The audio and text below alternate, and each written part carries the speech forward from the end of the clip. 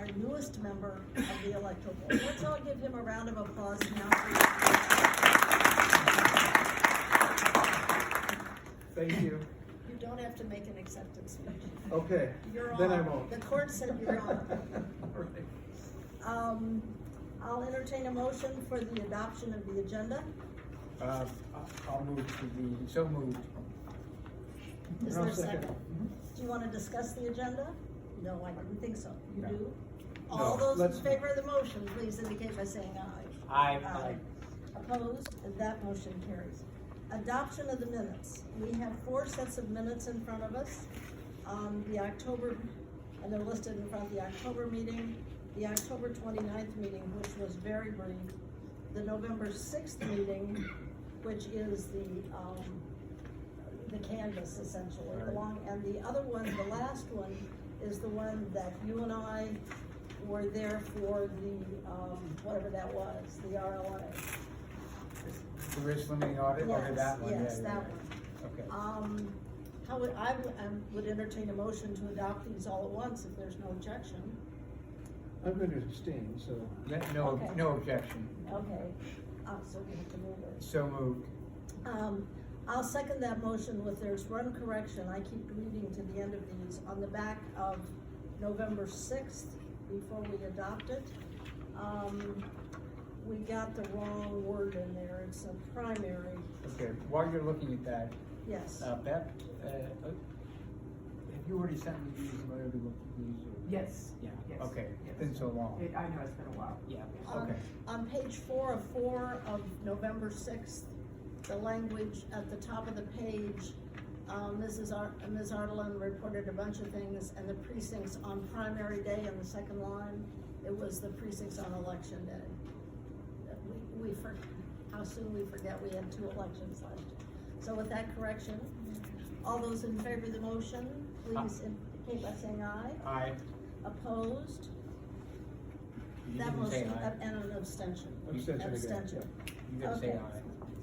I'm gonna say aye. Okay. And the chair votes aye and the motion carries. You just get in front of me, Chair. Then we now have the reorganization of the board. This we do annually. It's not nearly as big as the elections we've come through this year. There won't be as many, there are no early votes cast, so we don't have to report those. The first office, I'm gonna have to give this to you, I think, to run the meeting. Oh, well, So far I'm a you're member. still vice chair. Yeah. Yes, okay. Okay. What am I supposed to do? You've waited to do that forever. You want me to make the motion? No, you have to nominate, somebody for chair. Yeah, that's what I mean. Yes. Okay, so I'm gonna nominate the Honorable Kate Handley for chair. Okay. I second. No discussion needed, I think. Let me say this, you've done a great job so far, we're gonna give you another year. Give me another chance. And, you run a tight ship, it's very appreciated. And so I have no hesitation in nominating you. Now you have to call for the vote. All those in favor? Aye. Aye. Always vote for yourself. Aye. Okay, and the chair votes. I've run for office too many times, I The don't. chair votes aye, so it's unanimous. Okay, thank you. Okay, do you want me to do the next one while No, I have I'm the not gavel? chair, so Okay. because we're gonna elect you. So we're now going to elect a vice chair. Are there nominations? Yes. I nominate Jeff Shapiro. Oh, I'm sorry. No, I'll I'm sorry. nominate, No, this I is thought we were the secretary. vice chair. Vice chair is. yeah, I'm gonna nominate, the Honorable Mr. Pinckney as our newest member as the vice chairman. I'll second that motion. Discussion? All those in favor of the motion, please indicate by saying aye. Aye. Aye. Opposed? It's unanimous. Welcome, Mr. Vice Chair. And now we get to the secretary. Are there nominations for secretary? Yes, I nominate Jeff Shapiro as secretary. I'll second that. Uh, Do you accept if elected? I accept. If elected. If elected. Hang on, you gotta be elected. All those in favor of the motion, please indicate by saying aye. Aye. Aye. Aye. Opposed? That motion carries. Okay. Okay, we've done that part. And so now we're to the, and thank you, I'm delighted to serve another term. The general registrar's report. Oh, thank And you. there is our general registrar. Here he is. Yes, here he is. Eric, the floor is yours. I won't go into excruciating detail, but especially for the new board member, just a little recap. For the first couple pages, we always have our voter registration stats from Bushra, our voter registration expert. In the first, we summarize active and inactive voters. You see there was a net increase of 23,482.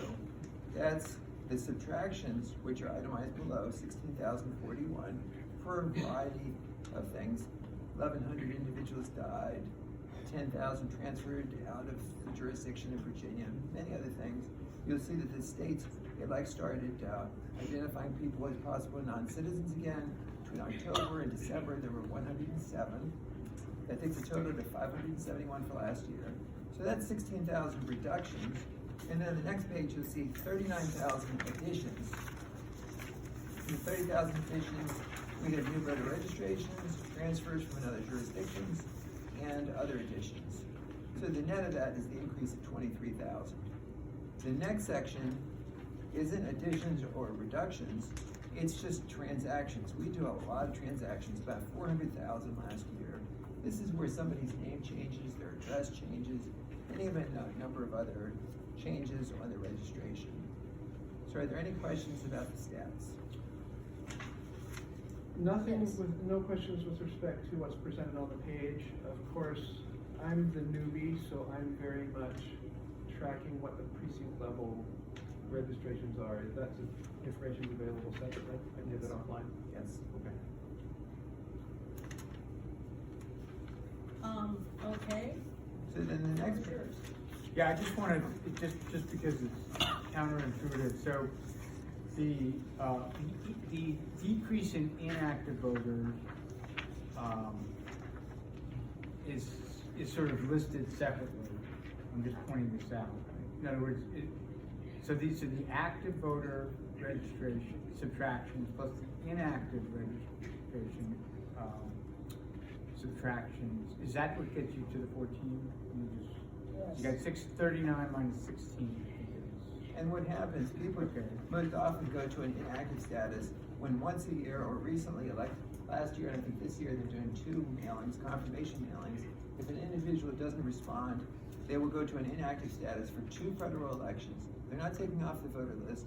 The law in Virginia is they've been inactive for 2. What can happen, the only way we can take them off the list is that if they take action, and in this case, these 9,000, most likely most of those voted. And so if you're inactive and you vote and provide the proper credentials, you'll become active. So you're actually then, are you part of the 23 additional active voters? Yes. Okay. Voting takes you off the inactive list. The inactive list happens, changes 2 ways. It gets added because you come off the active list, and it gets subtracted too because you vote, or you move, which then gets you off too. So some of these active voter, so some of the, like, what if you're inactive and you're deceased? It will be canceled. You'd be canceled? Yes, will be within deceased cancel. So you'll be within these Yes. categories down Yes. here? Yes. So- Okay, so there's sort of some overlapping Correct. categorizations here. Okay. And it's a lot to capture, as you know, Jeff. Yeah. And not only we welcome, Kevin, we welcome questions. Questions from board members and input has gotten us where we are. It used to be very confusing. I think it's improved a lot. And also input from the public and from the political parties. I think Yeah, there's different ways these numbers can be sliced and diced, and I think this is better than what we had. It is. We do have to be careful about changing, when we change, we lose the ability to baseline, we lose, the Yes. continuity each month. So we gotta balance that with, if someone comes up with a better idea, that we wanna adopt. Okay. Then, Mr. Spicer, Yes. go on. Page 3, we've got some polling place changes, some name changes, going back to a church, a couple other things. And this, on January 13th, we go before the Board of Supervisors. We have several split precincts. We have to go every year. All that is several precincts that half of them have no voters. and yet we have to go through this mechanism each year. We also send a sample ballot mailing each year. It's not required, but we send it to roughly 800,000 registered voters, and it informs voters about polling places, about what's on the ballot, but we've also used it as a tool to clean up our database, our voter registration list. It's not required, but you can see, for individuals that their sample ballot was returned undeliverable, we had almost 20,000, we mailed them a notice, and you can see, as a result, we had about 4,000 who told us, take me off the list because they've moved or something. So that's a true benefit, something that we've taken advantage of. And flipping to page 4, starting here, we've got a little summary about what was a very successful presidential election. 4 years ago was very different with the pandemic. This one was different again. We had more than 250,000 individuals request mail ballots 4 years ago. That's in the midst of the pandemic. This time it was about 113,000, which was closer, more than a normal November election, but far less than 4 years ago. Where the incredible increase is people voted at the satellites. We had more than double the turnout the first few days, the first couple of weeks. And so we knew that was coming. So we did things like, instead of one location for 45 days, we had 3 locations. We had twice as many, and we summarized some of this, twice as many check-in stations here. So we really made the process more efficient. And again, because people have the choice to vote absentee, we followed the legislation, and in this case, people are voting absentee. The next page, you'll see election day voting. That was only 243,000. We forecast that it was going to be closer to 300,000, but more people took advantage of the early voting. And then we have the page program. That was the highest level. That is managed by Beth, in addition to being the clerk of the Electoral Board. We had 567 students who, at no cost, participated. It's really good for them, and it's fantastic for us. They have language skills. It's really a benefit. Election officers, we had 3. Can I interrupt right there? Yes. One of the interesting things, and I think that's important about this page program this year, is we increased the representation from the number of high schools, both public and private, and we had some homeschool students participate, so we got not only more students, but a wider variety of students, and they are particularly important in the precincts where we need a language help. They're very good at that. They're good at a lot of things, and so, but this was a whole different, kind of a different universe of pages that participated this year. So now that they can do it electronically, they seem to be of that generation. And so everybody around here is laughing because they know I can't figure out how to turn on my computer. So it was very helpful, I think, to have it operated this way. And to put it in the context, I think most of you already know, I came from Alexandria, about 1/8 of the size of Fairfax County. We had 243 precincts before redistricting. We added about 20. That's as many jurisdictions have, the 20 that we increased. So it's very much like drinking from the fire hose. We have 265 polling places for the presidential, well, not counting the one, we have 264, thank you. There's one that's technically a polling place, but there are no voters. It's the courthouse. But anyways, we had 3,744 election officers, and what we strive for is party balance. We get closer each time, so you can see the breakdown this time. almost 1,800 from the Democratic Party, 770 were unaffiliated, 1,176 from the Republican Party, and the board has set the policy. It's not a legal requirement, but the policy that the chief at every precinct and every satellite will represent the party of the governor, which in this case is the Republican Party. So we achieved that. The assistant chief represented the Democratic Party. And so we go through, we had a couple hundred chiefs, 1 chief for each location, assistant chief, 2 provisional specialists for each location, because you're gonna see the provisional is a very large number. Collection officers, that's because we bring back important information from the precincts, including the thumb drives with the media. And again, I know I'm going quickly, but we can answer questions later. We go to the next page. If anybody wants to stop him as we go along. Yeah, I'm fine right now. Okay, keep going. The election officer reappointment, which is going to be something that's conducted by the Electoral Board next month. That occurs every 2 years. It's very important, and the political parties have a part in that. as they do each month in the appointment of election officers. It's very important. Election officer training, we've just gotten the training program currently under Sean Rogers, has gotten it under Ravi Udeshi as the election manager, has gotten better and better. During the pandemic, we went to online training. Many jurisdictions and many people are sticking with online. We're trying to get back to being personal, so we have a lot of hands-on training, which is very beneficial, so we're balancing the two. Then provisional ballots and SDRs, we knew it was gonna be a lot, and sure enough, we had over 14,000 same-day registration provisionals. That started a couple years ago, and the numbers have grown exponentially. And the number of non-SDR provisionals, because somebody moved or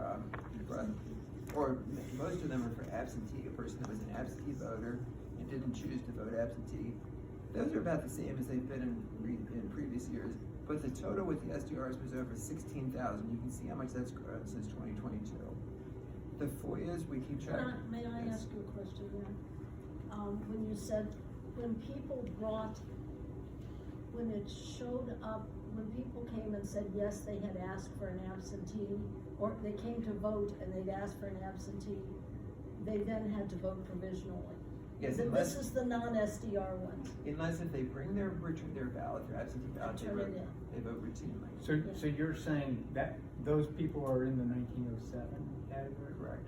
Which is actually less than you would think it would be.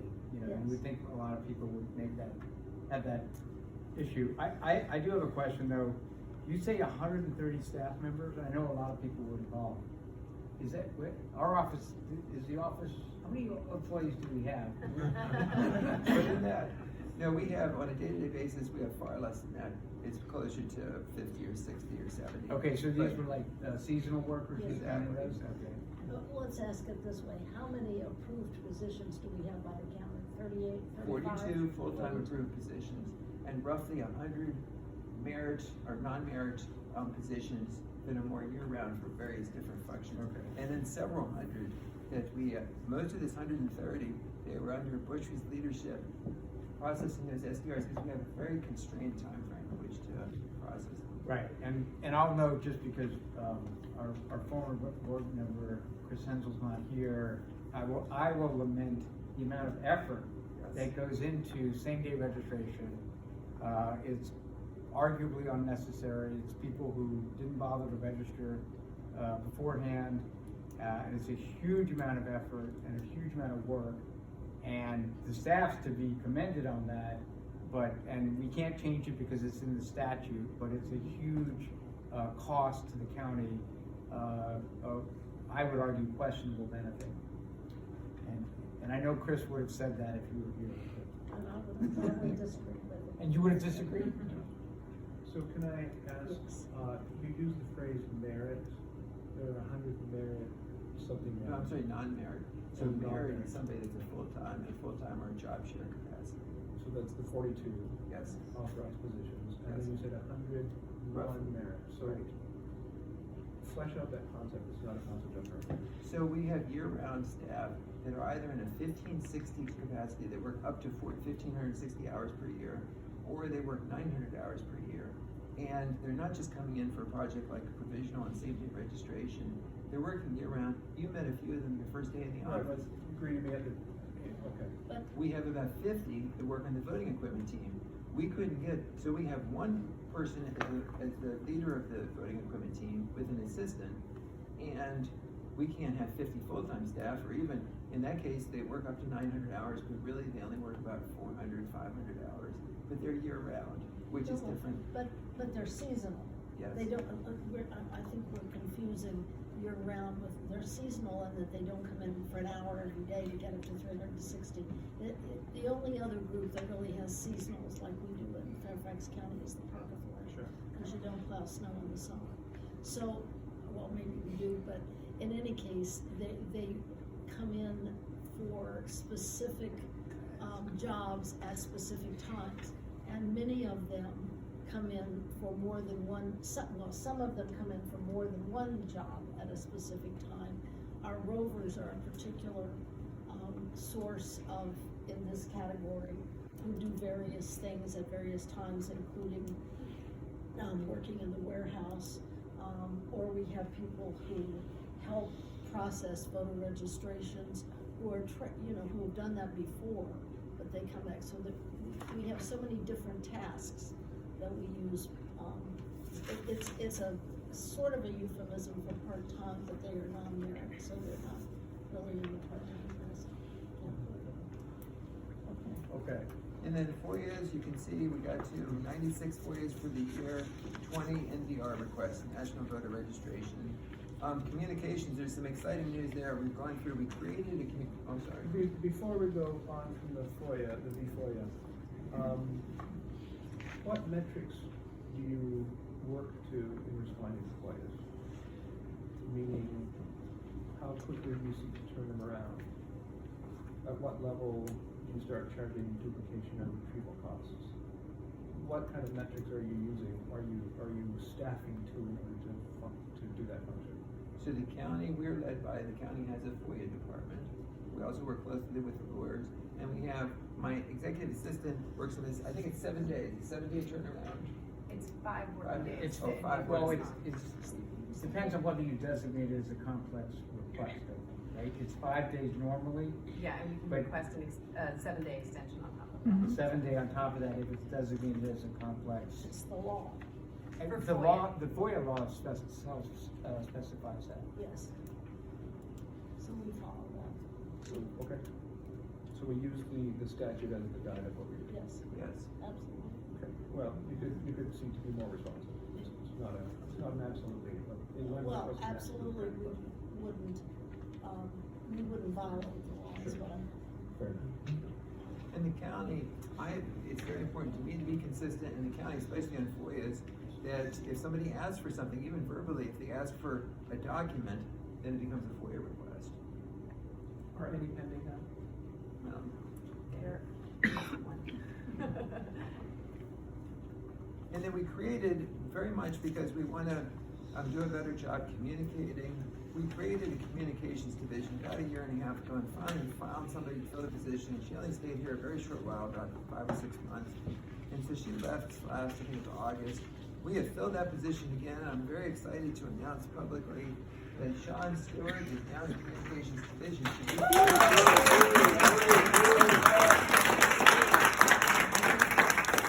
He has a communications background, speaks very well, writes very well. The only reason we held off on it is because Sean Stewart is also our absentee manager. So we didn't want to disrupt as much as communication is important. I knew he was the man for the job. We tried to go with somebody who was external, who was very, very capable, but that didn't go as well as I would have liked. We know what we have here. Right now he's working on legislation. We have to provide input for all the legislation that crosses through the county. But we also have to find somebody to manage our absentee mail program. And so Sean has his feet in both those sections right now, but it's a perfect time when we're non-election cycle. And he's also the person, as you know, but Kevin doesn't know, one of our full-time positions was the assistant who did all the FOIAs. She retired, so we went from 2 people in our communications division to 0 very quickly. And that person also the person who retired, used to handle our petitions and campaign finance, all the candidate services. We made a change last year and moved that function under Bushra, and we have Lisa sitting right back here, is our candidate services manager. This year we won't have very much. We have petitions and candidate services for our Vienna and Clifton town elections versus the year before last, it was 117 candidates, so quite a big difference. Can you, at your convenience, provide the board with the latest org chart? Yes. That'd be helpful. Yes, please. We'll do that. When, I thought the Euros was 42, and now I'm learning, no, there are like 100 more. It's gonna take me a little bit longer now to. And the org chart, we will provide other information, but that'll just show the 42. It'll show. Right. But it'll give you an idea. Really, there's the voter registration side of the department, the election administrative side of the department, and then we have support, finance, HR, communications, and IT. And IT has become more and more as the elections become so technical. So then we go to page 8 of this rather long report. It tells you a little bit about it's very interesting. If you see the number of views, good grief, we had a lot of views. 338,000 views in the computer for early voting and 73,000 to our sample ballots. And the election office website received 635,000. Cord over here is our IT manager, and he could, if you have questions, explain that in much better detail. To me, it's just a lot of people were looking at our stuff. It's a technical term. That's technical. You'll find Okay. I'm a very technical individual. Great explanation there. So, risk limiting audit, last year, the state conducts risk limiting audits each year, but not all jurisdictions participate. After the presidential election, it's throughout the Commonwealth, all jurisdictions participate. So we had that effort, we did our part. We had to go through hundreds of boxes of ballots because they tell you where to draw ballots.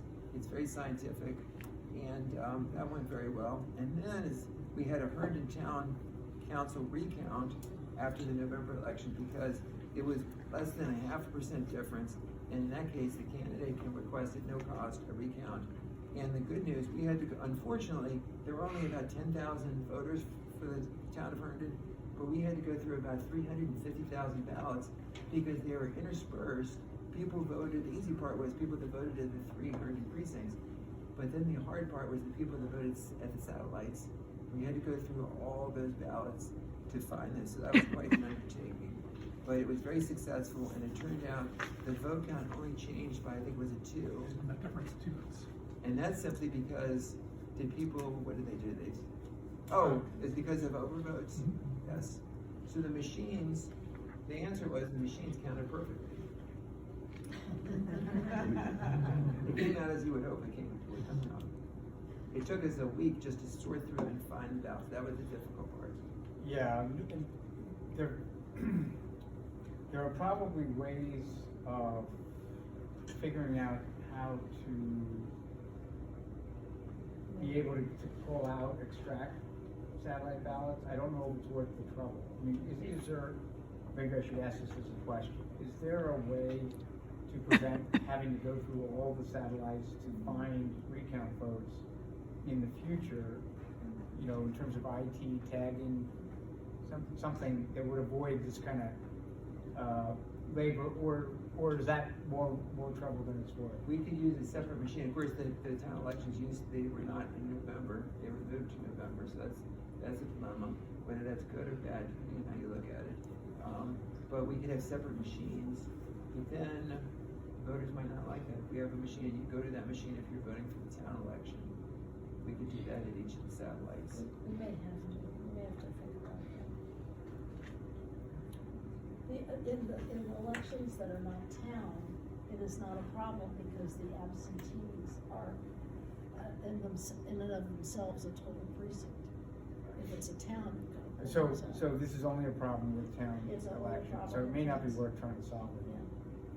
Well, it's gonna be a It'd bigger be rare. problem now that all the towns, well, we only have 3. And you're not always gonna have recounts, I mean, Well, hopefully.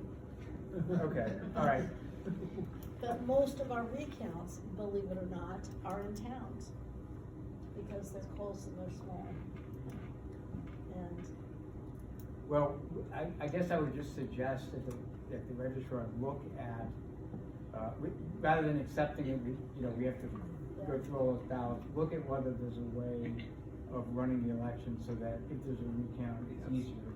And weigh that against, the fact that it doesn't happen that often and so on. And I'll tell you, this touches on a couple that would take much longer, if not for our high-speed scanners. We have 2 of them. That's what we use for our mail ballots. That was not enough. We needed 6. So the company was gracious enough to offer for about $30,000 to $35,000 a piece. They would short-term rental, and I said that's about $30,000 too much. So we got 3 of them at no cost, which saved the county about $100,000. Not a lot, but to us it's a lot. And then we paid for the 1. So, and we had support for each of the machines they provided people. But the important thing is, there's a balance between, they'll offer to do everything. In many jurisdictions, the voting equipment companies will lay out the ballot. You know that, Kate. They lay out the ballot, they do everything. We say, no thank you. We want to do everything ourselves. We don't want outsiders touching our ballots, preparing our ballots, and in this case, touching I'm not touching in the preparation about, we wanna be hands-on, because we don't want an outsider. We trust them, but we wanna do it ourselves. Okay. Then office personnel, I already gave you one of them, but we also had Sharon Barrett.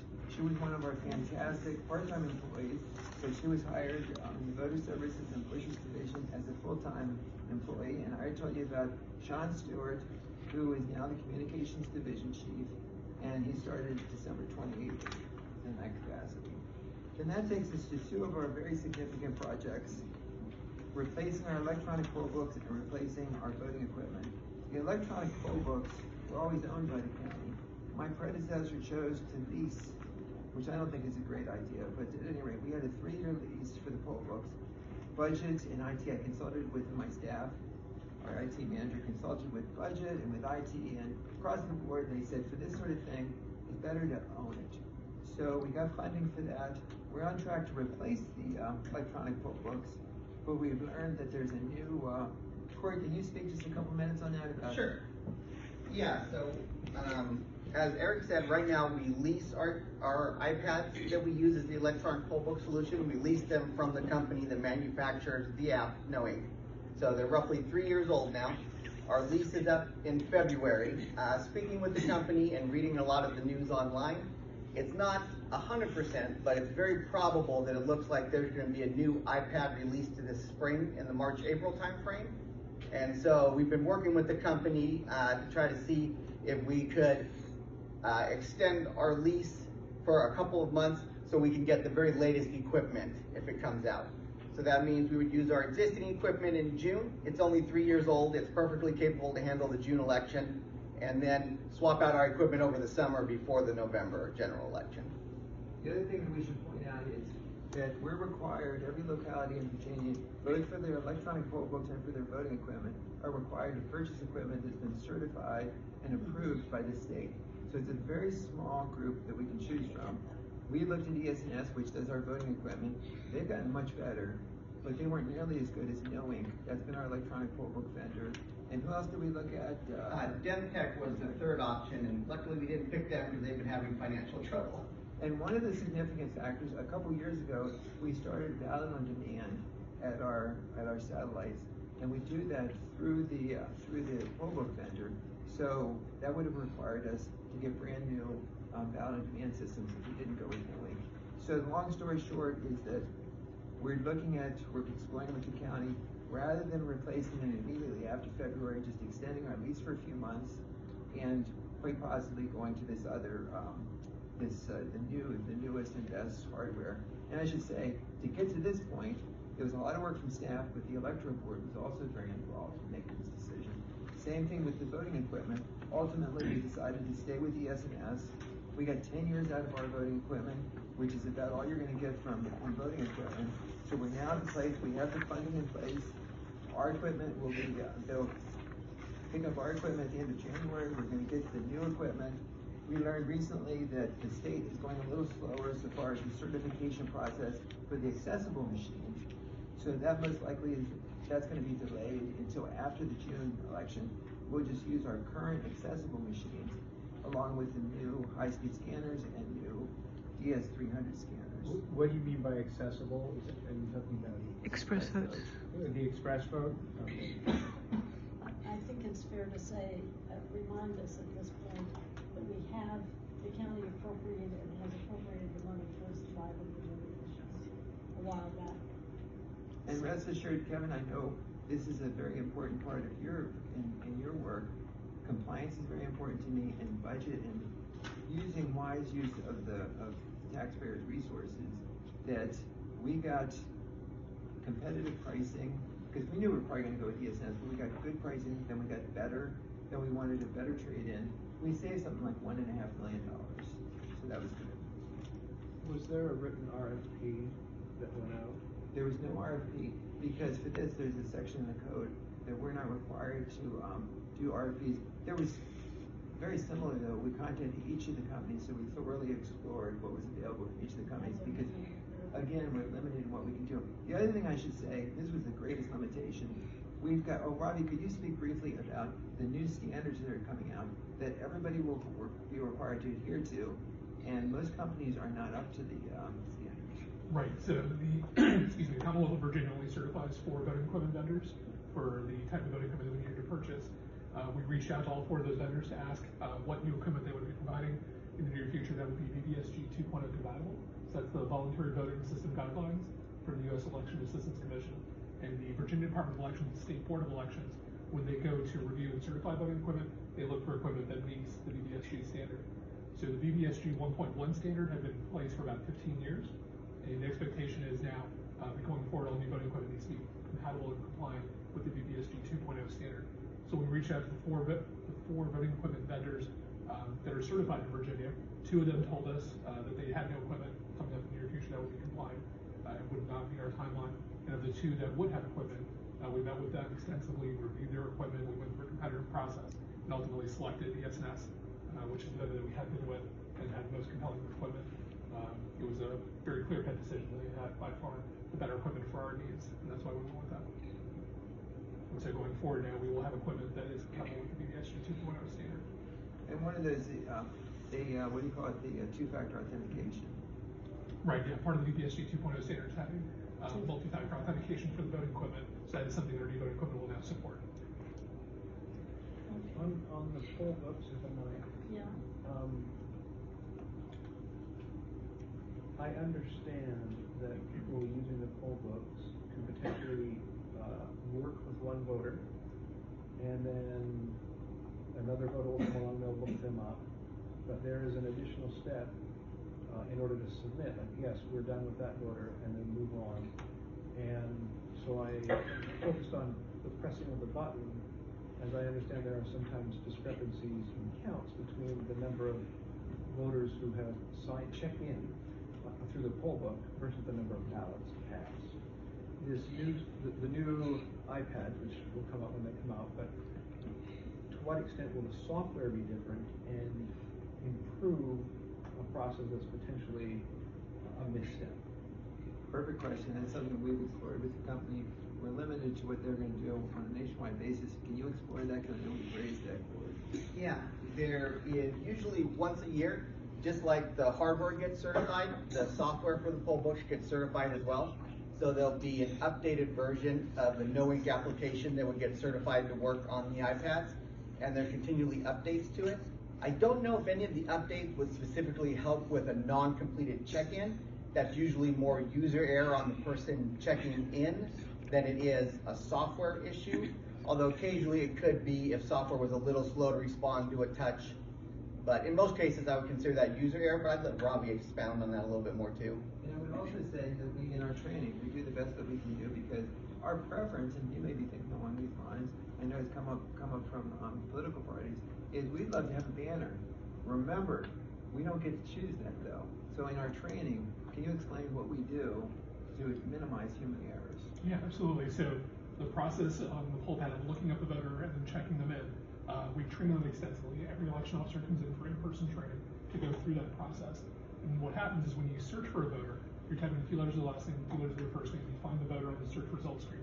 You tap on the voter, you're reviewing the information, and you're going through the legal process, confirming with the voter their full legal name, their current residential address. And the final step of that process is to press a button that says check in and check the voter. And what unfortunately happens is sometimes there's human error where they will press the cancel button. The cancel button does prompt them, are you sure you want to cancel out? It's not checking this voter. I don't remember the exact wording, but something along those lines. Unfortunately, sometimes, it is rare, but it does happen that the election officer accidentally does that. Or that they never got past the search results screen, so they weren't following our training procedures in the first place. The other source of discrepancies that we see is 2 things for why the number of voters checked in might not match the number of ballots cast.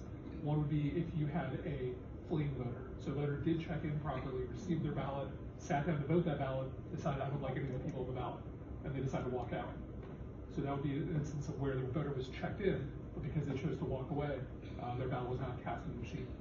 And the other one is a situation where it's determined the voter needs to cast a provisional ballot, and either an election officer accidentally checks in that voter when they should not have, or the voter walks over and scans that provisional ballot in the machine. So all these things are things that we train to. We track how many of these happen in each precinct. We follow up with the election officers in question, and we've reduced those numbers over time significantly. Okay. Is there an opportunity for us to give customer feedback to the vendor of the software.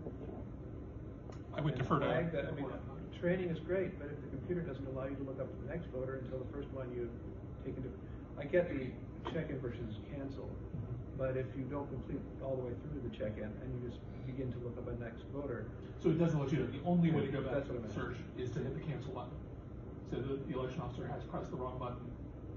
I think it's, they have to press cancel, they have to confirm it, they've got to they have to clear the search. They've done multiple things that are incorrect. So one of the procedures that we have in place is that we always ask every chief election officer at the beginning of voting at 6 a.m. on election day or during early voting, watch the election officers as they're checking the voters. Make sure for the first voter they look up that they complete the process to make sure they're not pressing the wrong buttons. Thank you. We do routinely give feedback to the vendor on that, and we've seen some positive results from some of the feedback that we've given being a large locality. Not to get too far, but associated with the check-in, if it were our choice, things like limited duration, limited duration and driver privilege cards wouldn't be designed to look exactly the same. That's not our choice. That's a big headache. But some of these things, they don't ask us. Now, the very final thing on my report is the referrals to the Commonwealth's attorney. The electoral board enacted a new policy back in, what was the date? September 23rd. And so this is to refer to the Commonwealth's attorney and the Attorney General individuals who have been removed from the voter list after being referred by the state. And so the state, as we said earlier, referred 107 individuals or deleted them. So they actually took the action. It's out of our hands. They took them off the voter list, 107 between the last 3 months of the year.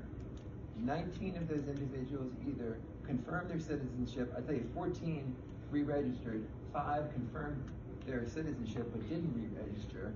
And then there was one individual who unfortunately was removed for this reason in error. They actually left the state, but they were reflected as a non-citizen. And so we referred 87 individuals to the Commonwealth's attorney and Attorney General just last week.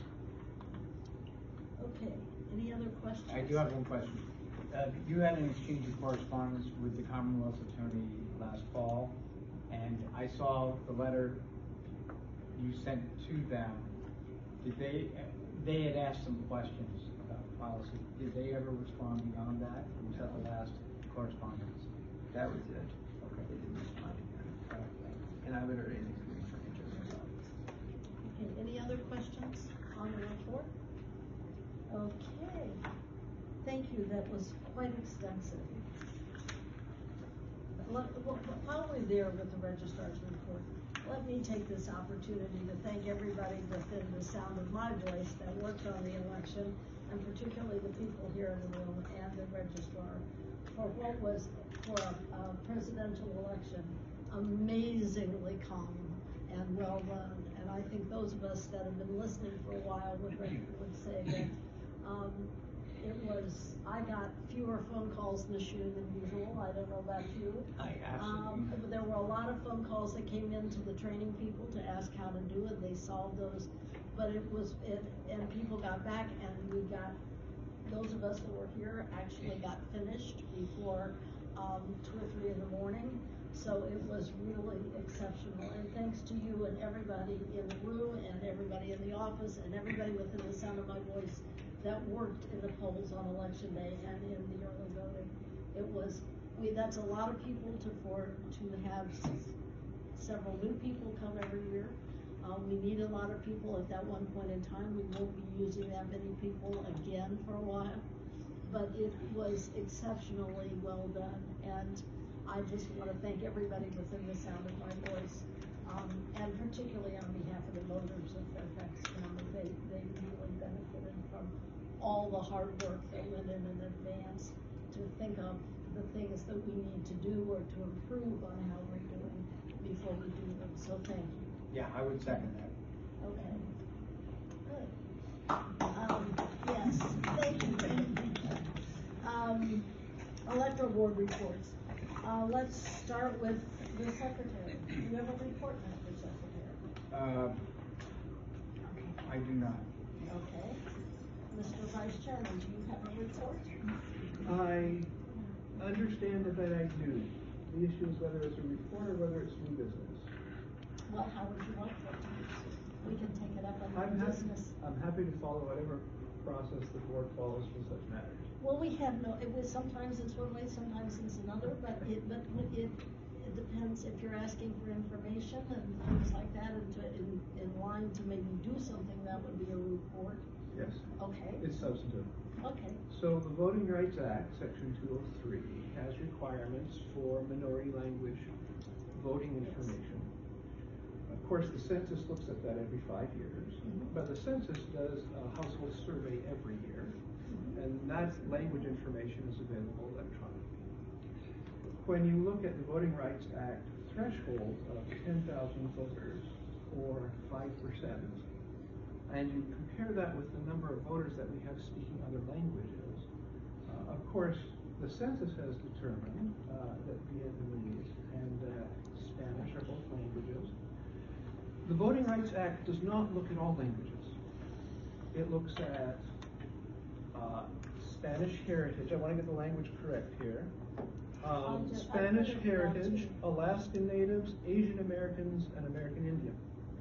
And when you look at the current population in Fairfax County who speak Farsi, who speak Urdu, neither of those languages are national Voting Rights Act languages.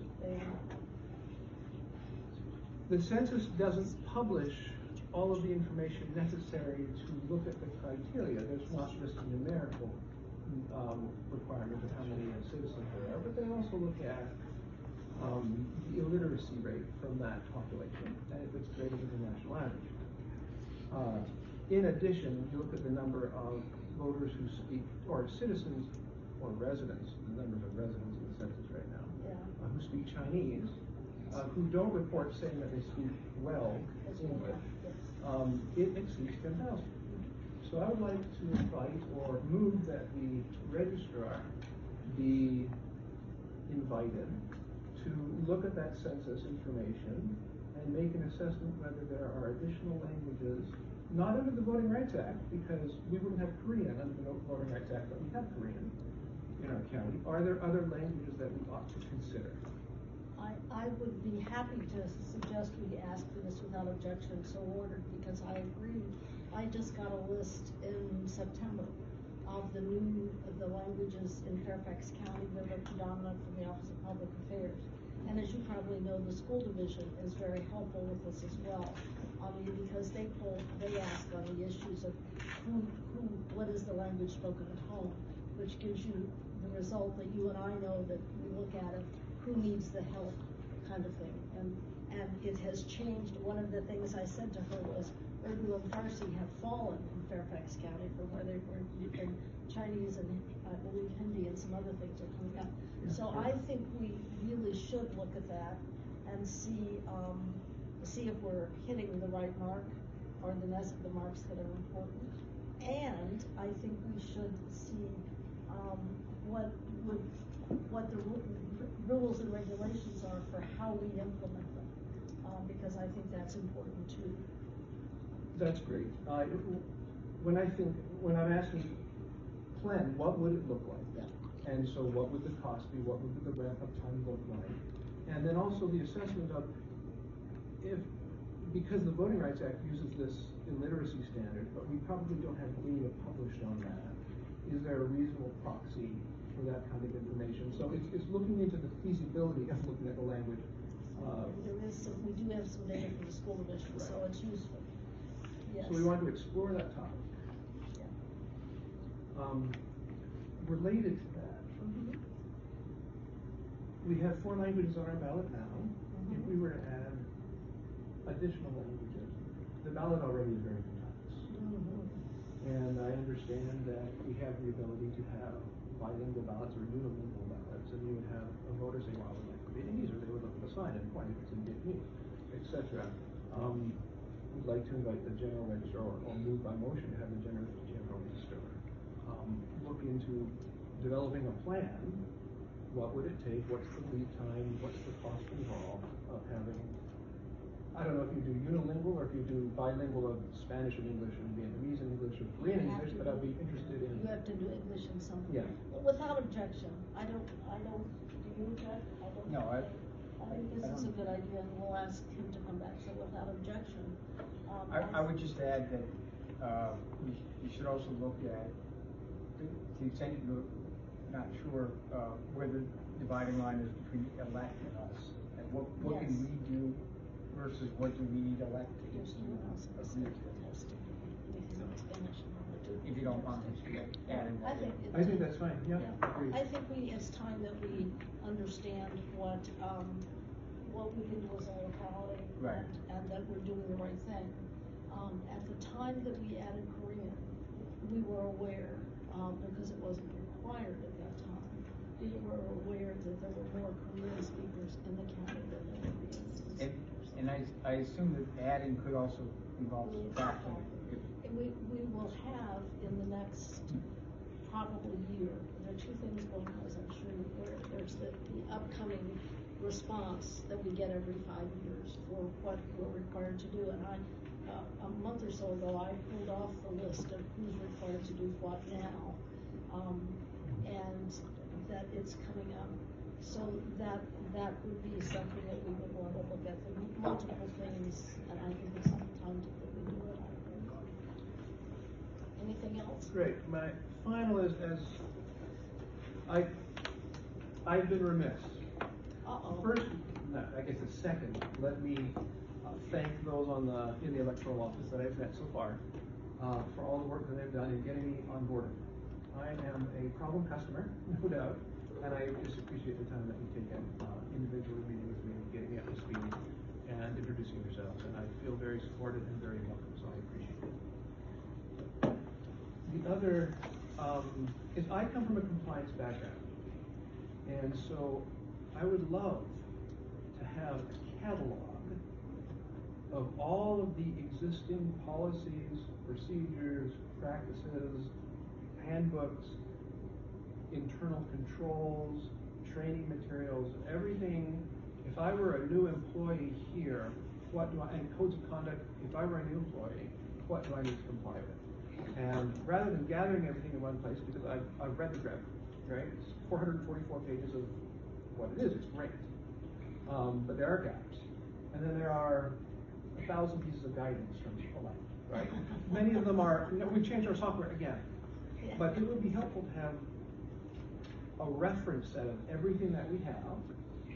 I'm curious if there's anything missing. So that's where that's the over horizon, but I would love for a complete list, A to Z. Is our position that we are subject to the state of Virginia, or the Commonwealth of Virginia's Code of Conduct for Electoral Board? How do we reconcile that with the general code of conduct that applies to citizens, to employees of Fairfax County? The police department has its own code of conduct, right? There's a patchwork here, and it would be helpful to have it all reconciled. This is the playbook, it's all of these things. And sure, there'll be an update every week, whenever elect, they'll add a policy, they'll remove it. The GREV does a nice job of the policies that and some of the procedures that we have to follow when interacting with elect. But there are going to be many more things that this office handles that are going to be subject to either informal or formal policies, procedures, practices. And I just like to have that list maybe by our next regularly scheduled meeting, which would be the first week of February. I think that's an idea that we can certainly, we should probably certainly do. I don't know that we'll be able to find all of those by the next meeting. Because I agree with you, I think we should see the ones that we have in an outline of the ones that we need. Does that make any sense? Yeah, so I'm not even saying let's collect them all in one place, Yes. or print them out. I'm saying let's have a list that's comprehensive. Okay, you wanna know what the guiding documents are. Okay, Yeah. remember, of course, that this, as you know, is a Delaware state. Why don't we ask the registrar how long it might take? That's a good question. To be honest, I'm not sure what it is. Okay, well, we need to clear that up. Yeah. Okay. Well, I'm interested in seeing policies, procedures, practices, any internal controls, training materials, codes of conduct.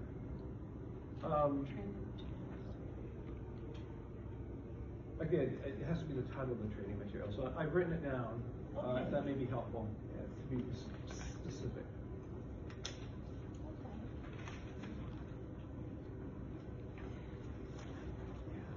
Okay. I'll take one, you can pass those that way. So, Okay. No, but he passed. oh, there's the second time, there we go.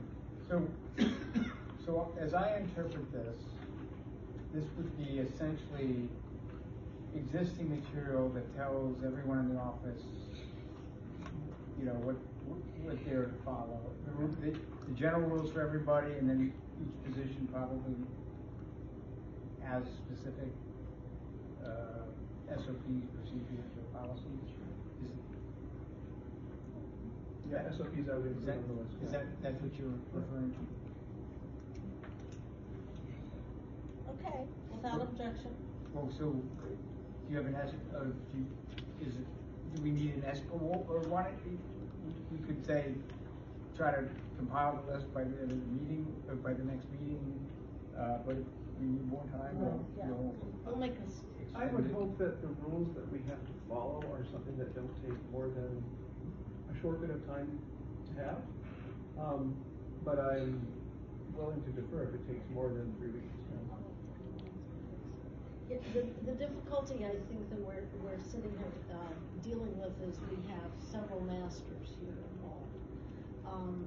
We have for the, employees, we have the rules of the road and the conduct for the employees. For the things, for the equipment that we just talked about, we have the rules of the road for the equipment. We have the rules of the road for training and all those documents, and a code that I believe you put out, I remember seeing it for employees. And so because we're neither fish nor fowl in Virginia, that we are deemed, they are deemed, we are not, to be employees of the county, but the rules of how you do elections apply, not the county rules, and every jurisdiction does it differently. We'll have to find all those places. It's a great idea. I think we should put them all together somewhere, but they are a lot of them. And I think what confused me, we don't really take direction, we get the advisories, but so far as our conduct, it's not coming from effect. We have required training, in fact, I see everything that comes to every employee. In fact, I saw for you, they require, even for board members like us, sexual harassment and other courses All those things. that are required for every single employee. So we can certainly put together the county's code of conduct, or things we do separate from that. So that's all about conduct, about how we conduct ourselves, training that we take. But separate from that, we have desk manuals for employees. I'm not sure if it goes into that, desk manuals, policies, procedures, which is different for each part of our department. That's, Yeah, so I would, listing a desk manual won't take long. Desk No. manual for this Good position, point. desk Just manual for list that that position. shouldn't take long. We can get them. List cataloging it, I think is the low hanging fruit, right? Fine. Okay, I have one piece of new business, so. You did, you thought of it? Okay. Oh, that's right, I already turned you down. Go ahead. We're not in new business, we're still in reports, but you didn't have one, so you get that chance. All right, or I can Go put ahead, this in new Bill. business. Go for it. My thought is that, if we're not already doing it, then we should be recording these meetings. I think we can do it if we turn the Zoom to record. As you often say, is that a motion? I'll second it. Yeah, I'll second and that's it. posted on our website. Though Beth, of course, will do her stellar minutes, but if we ever Well, lose Beth, we'll be in trouble. I but- think her minutes will change, we'll have a recording, and the minutes will change, like, for example, most governing bodies do, to have the minutes or the outline in writing that we are required to post by law, and then you go to the recording to see that, if all the chit chat that we do. All right, well, I mean, I like I'll Beth's second minutes. it. Yeah, I like Beth's minutes, and so I'm not including Okay. any changes to her minutes, although, Okay. you know, She'll narrow down. they may the rest. evolve in some way, but, you know, because I don't think we should force people to watch the video. But, you know, in any case, I think we ought to have that available to the public. I'll second that. Is there discussion? So, All those in favor of the motion? Court, can we do that technologically very quickly? Yes, we should be able to, me and Beth will work on that for the next meeting. Good. good. fantastic. Okay, discussion, further discussion? All those in favor of the motion, please indicate by saying aye. Aye. Aye. Those opposed, that motion carries. Anything else? Well, under new business then, I will start with suggesting that I think we need to have a standard, kind of set a routine meeting time. Because in the past, and we can talk about what's good for folks, in the past, when we were doing that, we did more Thursday afternoons, like this is a Monday afternoon, than any other meeting. We got into having to do some early ones to accommodate business schedules, but if Thursday afternoon is acceptable, I would move that we have regular meetings on Thursday afternoon, the second Thursday, not every Thursday. I love you guys, but not every Thursday. 4 o'clock? At 4 o'clock, and I would so move, recognizing that we will, for special times or special meetings that we have to have, or things that happen to us. Of course, we have the ability to attend remotely some number of meetings that the law allows and that our policies allow. But I would so move. I can second that. Okay. So I just have a slight amendment. Okay. Which would just be that, you know, if one of us has an exigent Yes, thing absolutely. that can't be moved, that we, you know, will accommodate it that I'm one. looking forward to that. So But, yeah. but I'm happy to put it on my calendar as a recurring thing and Yes. schedule So around we it. can plan for it, and that As much way- as possible. Yeah. You know, Yes. I can envision there may be a situation where I just can't schedule around it. I would. Okay. First week of February, is that the required meeting? So would we say the first Thursday in February, 4 o'clock? The first or the second? First. Normally- In February, it has to be the first, I guess, but after that, After maybe the that, the second. second. Yeah, we have to do it the first of February. Which would be because February 6th. February Yes. 6th, and then from then on, the second Thursday. For those listening, wondering why we're making a distinction of February, the code requires it. That's Virginia for you. So that would be it. We've heard the motion. Is there further discussion? All those in favor of the motion, please indicate by saying aye. Aye. Opposed? That motion carries. Any further new business or reports that we can think of to put under new business?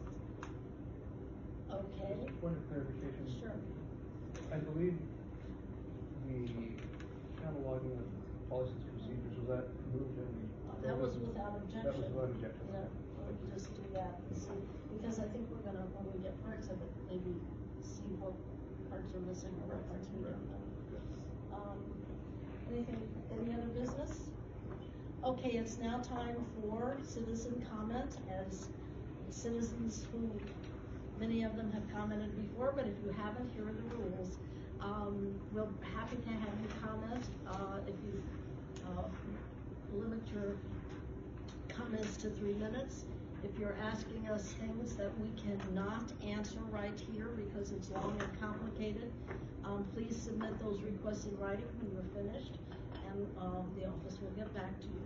So is there anyone, do I have a list of, is there anyone online with comments? Let's start with online today because they usually don't get. Beth, is there anyone, are we hearing from anyone online? Arena Bongreda. Arena Bongreda, Arena. Hi, everyone. I'm Marina Van Breda with League of Women Voters of the Fairfax area. I wanted to just add our appreciation to the staff of the Office of Elections for running a very well-run and smooth election this past November. Kudos to everyone. We know how hard you work, and we stand in appreciation of the work that you do. I also had a question about those citizens who were removed from the voter rolls as a result of a question about their citizenship status. Have there been any additional potential voters who have been removed since the November election? Eric? Yes, that is the 107 individuals that the state removed between October and November and December, so some portion of those were removed after the November election. In fact, all of them, yeah, because there were none before the November election, that 107 individuals were removed. My understanding was that there were people who were removed from the rolls and were turned away from the election in November. I was at one of the polling sites and actually got to witness that myself. So all 107, you're saying, were removed after the election? Well, I'll make sure that I can follow up. Definitely, some portion of the 107 were removed after the November 5th election, and some individuals completed a same-day registration. Of the 107, completed a same-day registration or in some other manner affirmed their citizenship. I don't currently have, it's between October 1st and December 31st, 107 individuals were removed by elect. I don't have a breakdown for how many were after the election. If we get, you'll get the numbers for her at sort them out. Yes, we're just trying to understand if there is an ongoing process of removal that is still going on currently. That's what we're trying to find out. Yes, there is. There is still going on. Who else online? Anybody else? No one else on the. Okay, anybody in the room? I see Brandon first. Go, Greg. Thank you very much, Greg Brandon from Fairfax County Democratic Committee. I'd like to commend Mr. Pinckney. He's the first rookie, I've been coming to these meetings for a while. He's the first rookie board member who's referenced the GRED. So congratulations, sir. I don't want to add anything to, workload or anything, but I would take a look at some of the codes of conduct that the various professional associations might have. I don't know if there's a general registrar, Virginia Association, or Electoral Board Association. I'm sure that they also have codes of conduct that might be good to know. Okay, But thank you very much. thank you. Anyone else? Hearing and seeing none, I will entertain a motion to adjourn. So moved. All those in favor? Aye. Aye. We're adjourned.